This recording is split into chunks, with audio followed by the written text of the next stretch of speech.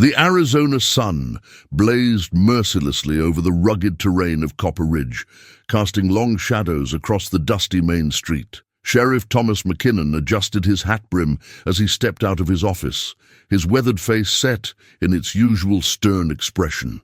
The town was quiet this afternoon, save for the distant sound of hammers from the blacksmith's shop and the occasional laughter drifting from the Silver Dollar Saloon. "Pa, you're being unreasonable again," Sarah McKinnon said, following her father onto the wooden boardwalk. Her green eyes flashed with frustration as she smoothed down her blue calico dress.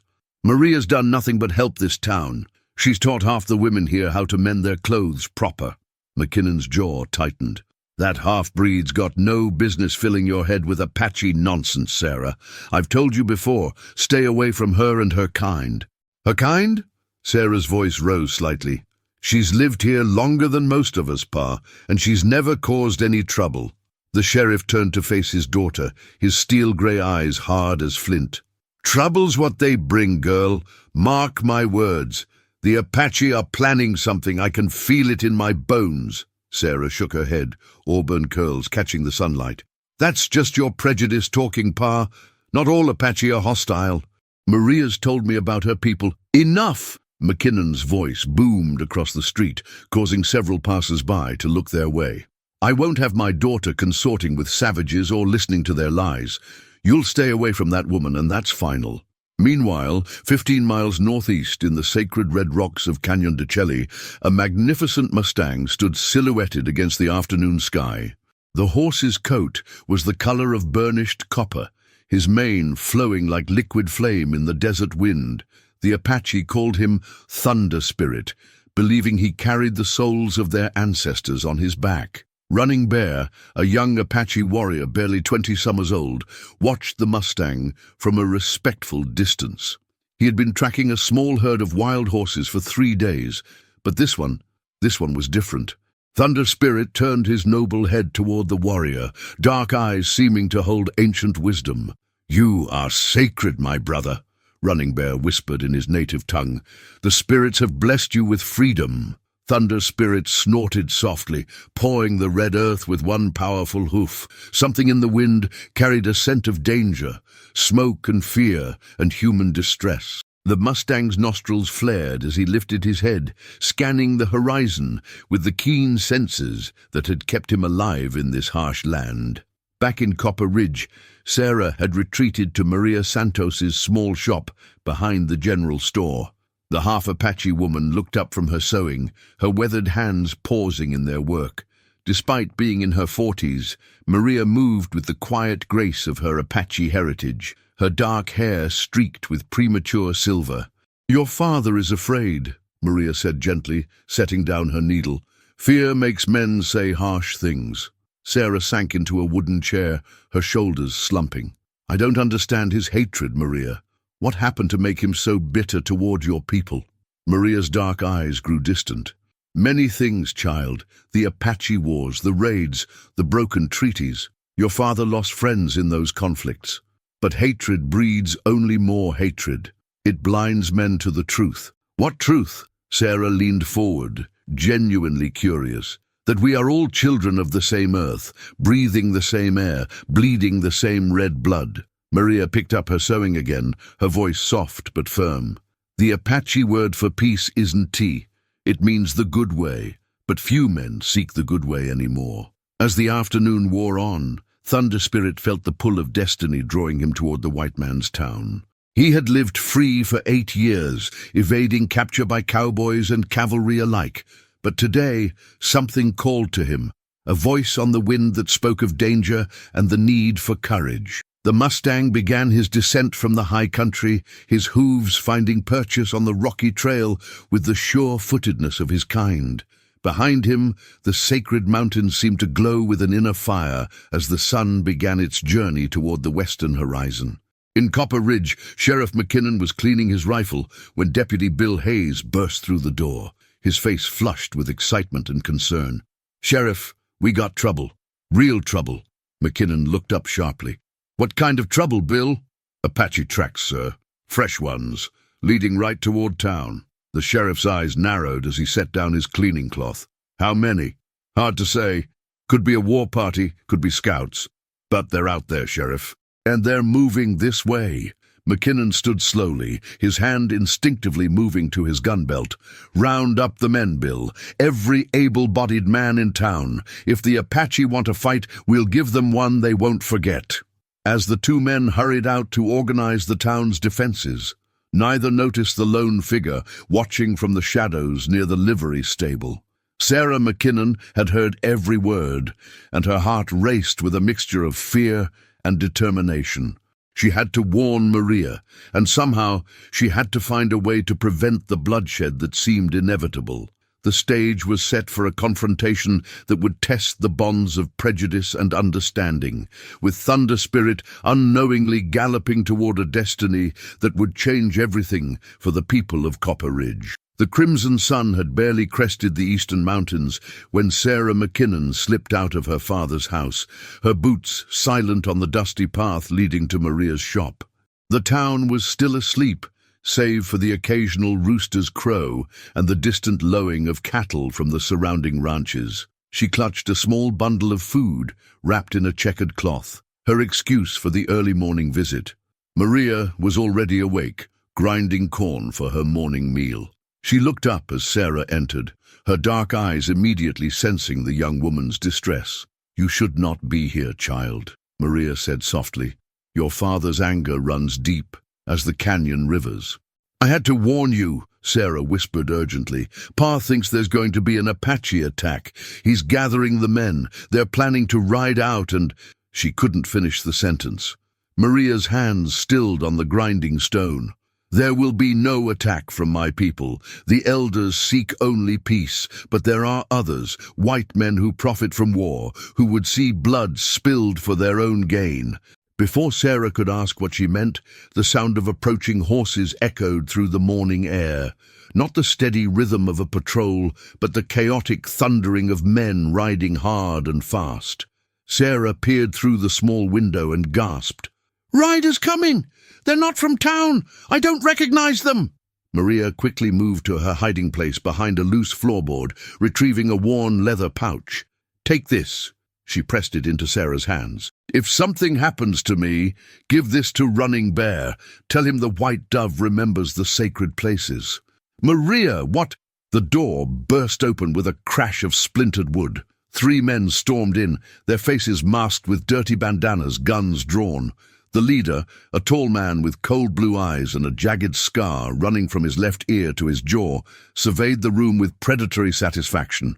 "Well, well. What do we have here?" Blackjack Morrison's voice was like gravel over broken glass. "The sheriff's precious daughter consorting with Apache filth." Sarah instinctively stepped in front of Maria, her chin raised defiantly despite the terror coursing through her veins. "Get out of here. My father will—" "Your father will do exactly what we want him to do," Morrison interrupted, nodding to his men. "Grab them both." The struggle was brief, but fierce. Sarah fought like a wildcat, her fingernails raking across one outlaw's face before rough hands seized her arms. Maria moved with surprising agility, but the third man caught her with a vicious backhand that sent her sprawling. "Leave her alone!" Sarah screamed, but Morrison's cold laugh filled the small shop. "The half-breed stays. We only need the sheriff's daughter." He leaned close to Sarah's face, his breath reeking of whiskey and tobacco. "You're going to help us start a war, little lady. And when the smoke clears, there'll be enough Apache blood spilled to make the mining companies very, very happy." They bound Sarah's hands with rough rope and gagged her with a torn piece of fabric. As they dragged her toward the door, she saw Maria struggling to her feet, blood trickling from her split lip. "Remember what I told you," Maria called out weakly. "The white dove remembers." The outlaws threw Sarah across the back of a horse like a sack of grain. Through her terror, she caught glimpses of the town as they rode out, her father's house, the church steeple, the general store, all growing smaller as they galloped toward the Badlands. Miles away, Thunder Spirit raised his magnificent head, his nostrils flaring as he caught the scent of fear and violence on the desert wind. The Mustang had spent the night in a sheltered canyon, But now something urgent called to him. He began to move, his powerful legs carrying him swiftly across the rocky terrain.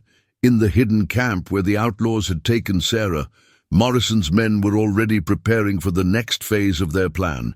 The camp was cleverly concealed in a narrow canyon with high walls that would muffle any sounds. They had chosen their location well, close enough to Apache territory to make the frame-up believable, but far enough from town to avoid immediate discovery.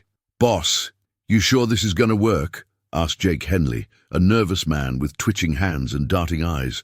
"The sheriff's got a lot of men, and they're all crackshots." Morrison spat into the dirt. "McKinnon's blinded by his hatred for the Apache.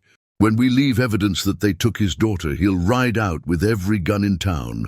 Meanwhile, we'll have our Apache war party attack the town from the other direction."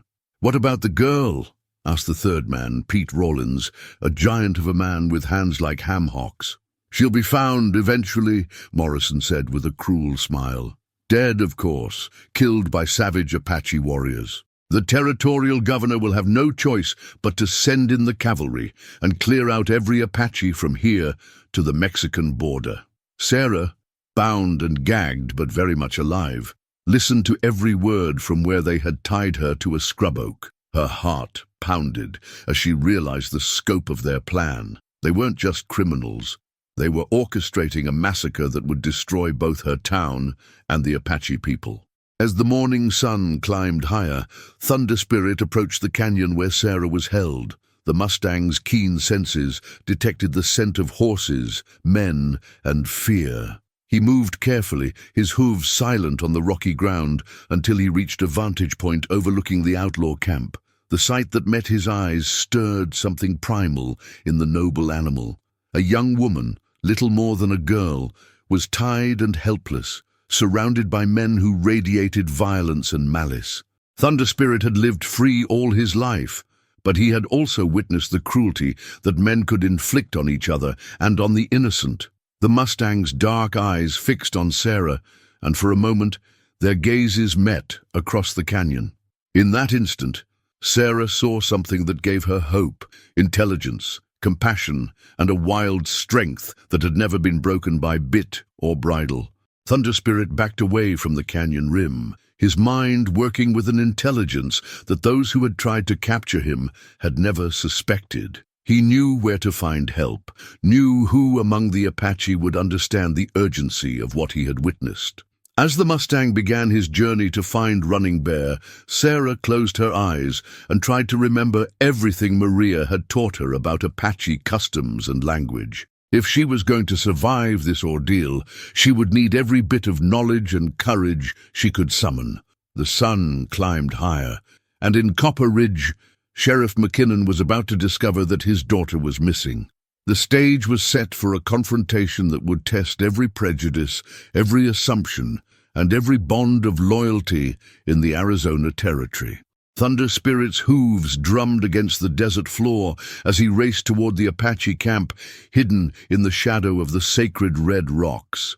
The Mustang's mane streamed behind him like a banner of flame, his powerful muscles rippling beneath his copper coat. He had never approached the Apache so directly before, but desperate times called for desperate measures. Running Bear was sharpening his knife when the magnificent Mustang appeared at the edge of camp. The young warrior's eyes widened in amazement as Thunder Spirit approached, snorting and pawing the ground with obvious urgency. "Brothers!"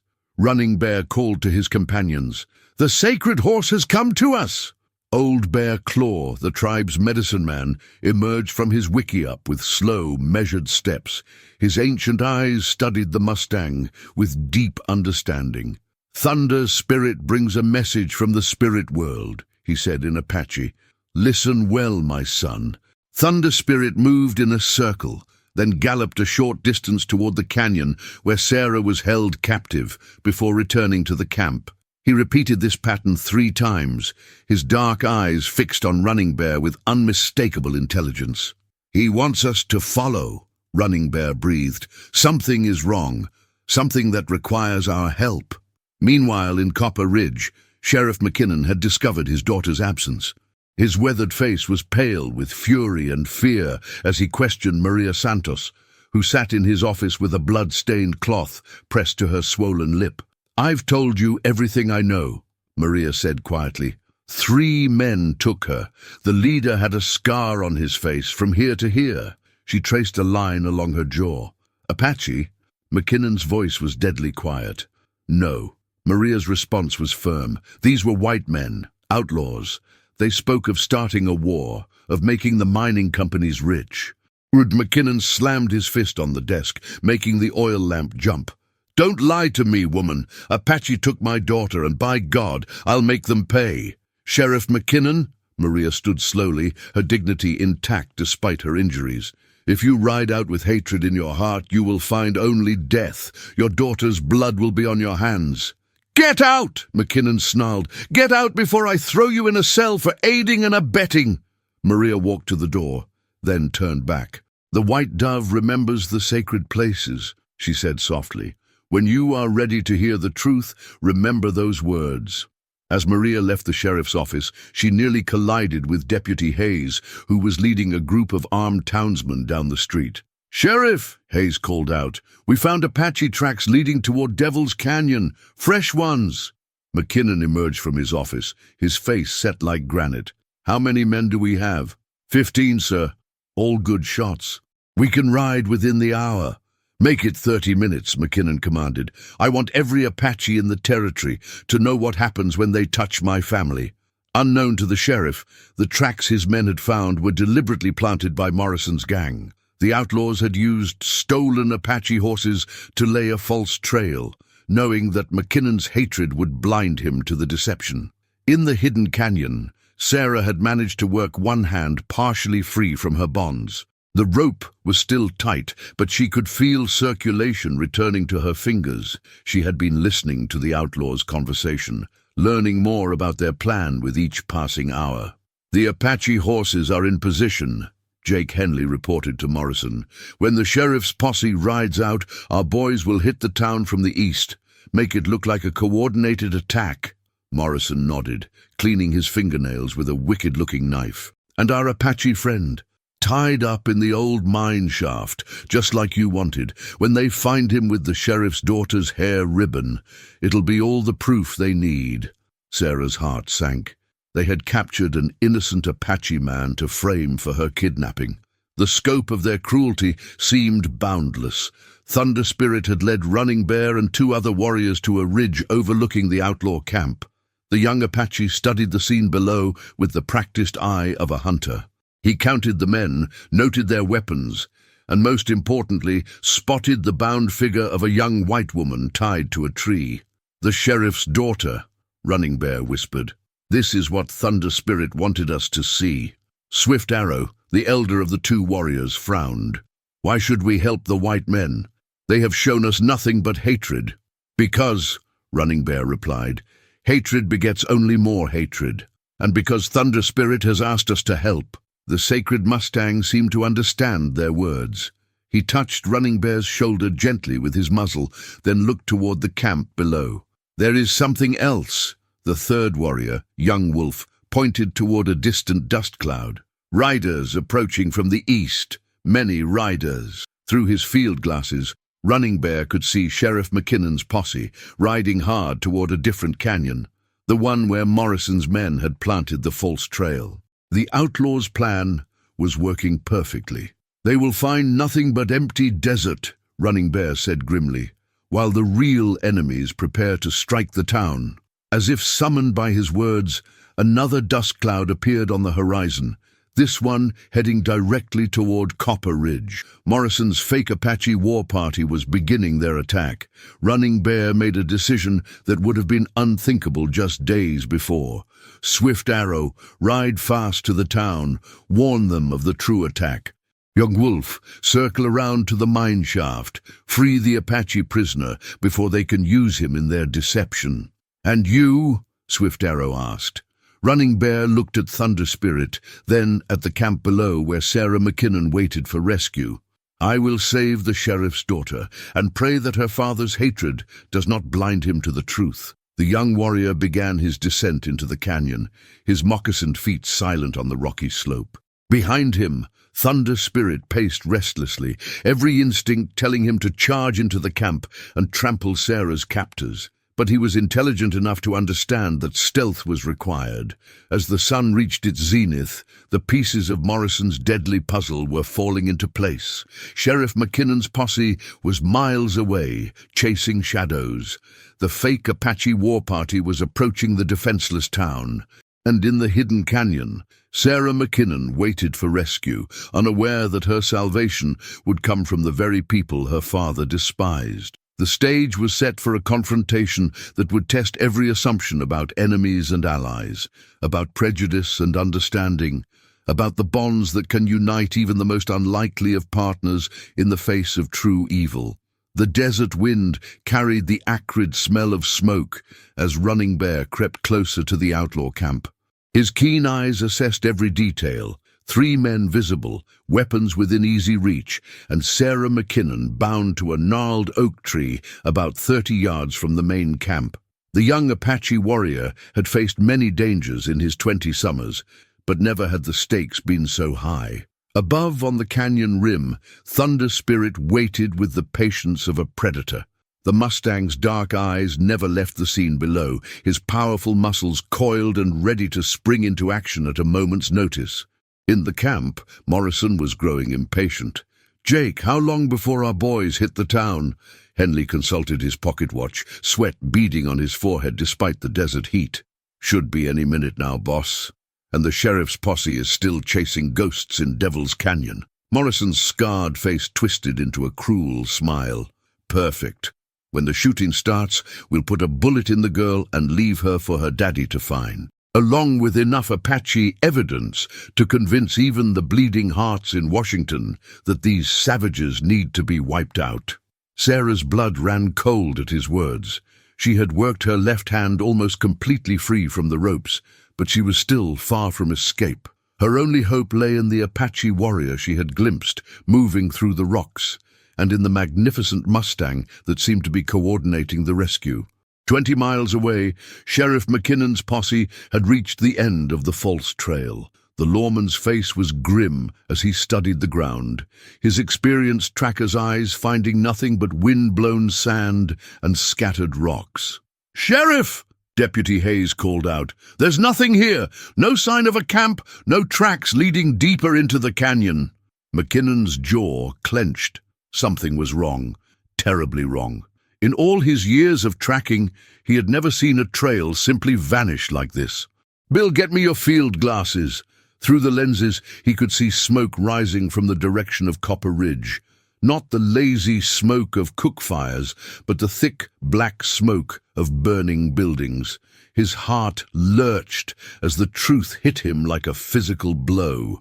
"We've been played for fools," he whispered. "The town's under attack." Meanwhile, Running Bear had reached the edge of the camp. He could see Sarah clearly now, young, frightened, but with a defiant tilt to her chin that reminded him of his own sister. The Apache warrior notched an arrow to his bow, knowing he would have only seconds to act once the rescue began. Suddenly, the sound of distant gunfire echoed across the desert. The attack on Copper Ridge had begun.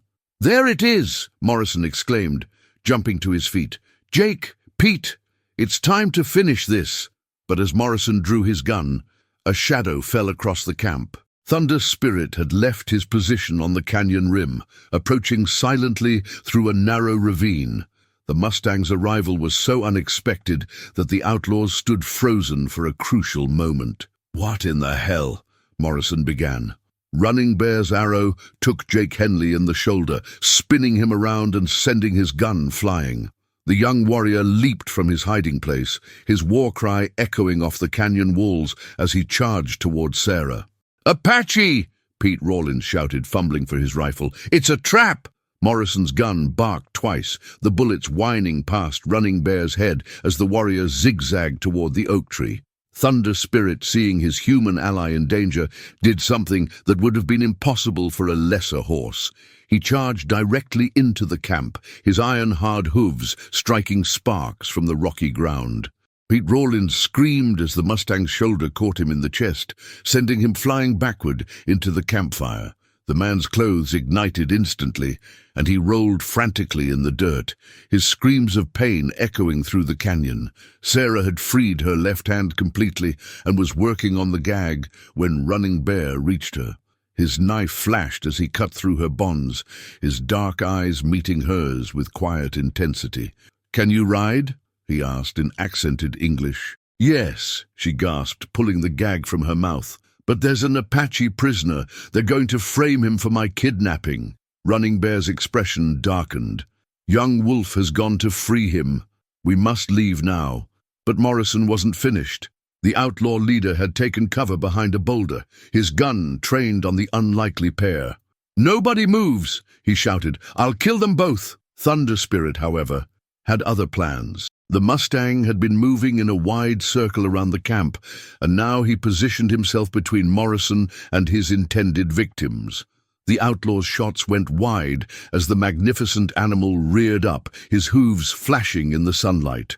"The horses!" Running Bear shouted, pointing to where the outlaws had hobbled their mounts. "We need to reach the horses!" Sarah ran beside the Apache warrior, her heart pounding as more shots rang out behind them. Thunder Spirit followed, shielding them with his body as they raced toward the tethered animals. But Morrison had one final, desperate card to play. As Pete Rawlins writhed on the ground, his burning clothes had ignited the dry scrub brush around the camp. The desert wind caught the flames, and within moments a wall of fire was racing up the canyon walls. "If I can't have them alive," Morrison screamed, "then we'll all burn together." The outlaw leader had splashed coal oil around the camp as insurance against discovery. Now the flames spread with terrifying speed, turning the narrow canyon into a blazing inferno. Sarah looked back in horror as the fire raced toward them. "We'll never make it out on foot." Thunder Spirit seemed to understand the desperate situation. The Mustang moved close to Sarah, his dark eyes conveying a message that needed no words. He knelt on his front legs, offering his back to the sheriff's daughter. "He wants you to ride him," Running Bear said with amazement. "Thunder Spirit has never carried a human before. He is offering you the greatest honor our people know." Sarah looked at the magnificent animal, then at the wall of fire bearing down on them. Trust flowed between them, trust born of desperation and mutual respect. She grasped Thunder Spirit's mane and swung onto his back. The Mustang rose smoothly to his feet, his powerful muscles gathering beneath him. Running Bear vaulted onto one of the outlaw horses, and together they faced the narrow gap between the flames and the canyon wall, their only escape route. "Stay low!" Running Bear shouted over the roar of the fire. "And hold on!"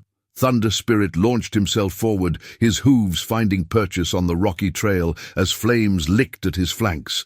Sarah pressed herself against his neck, feeling the incredible power of the animal beneath her as they raced through the gauntlet of fire.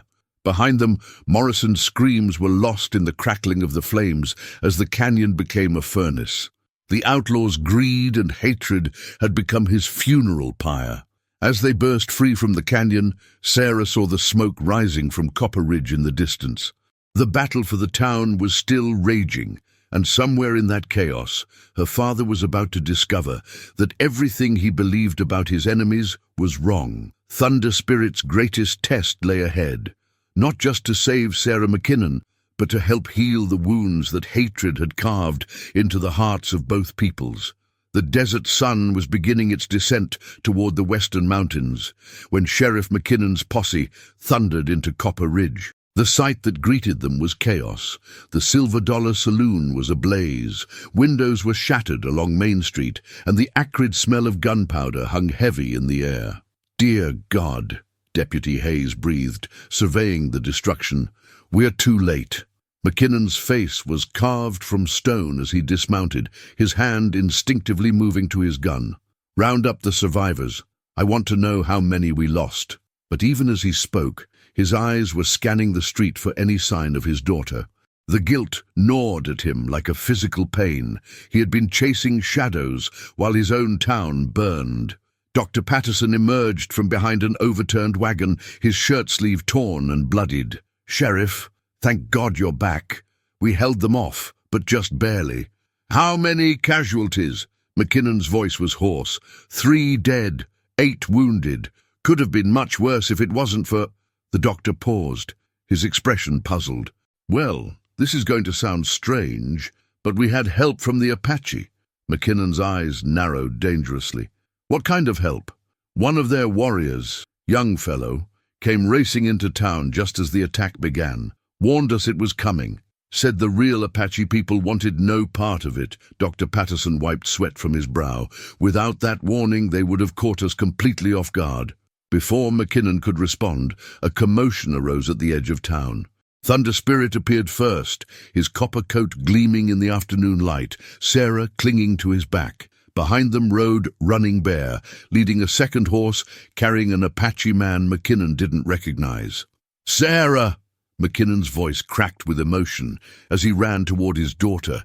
Thunder Spirit slowed to a gentle walk, allowing Sarah to dismount safely into her father's arms. For a moment, the hardened lawman was simply a father reunited with his child, tears streaming down his weathered cheeks. "I thought I'd lost you," he whispered, holding her tight.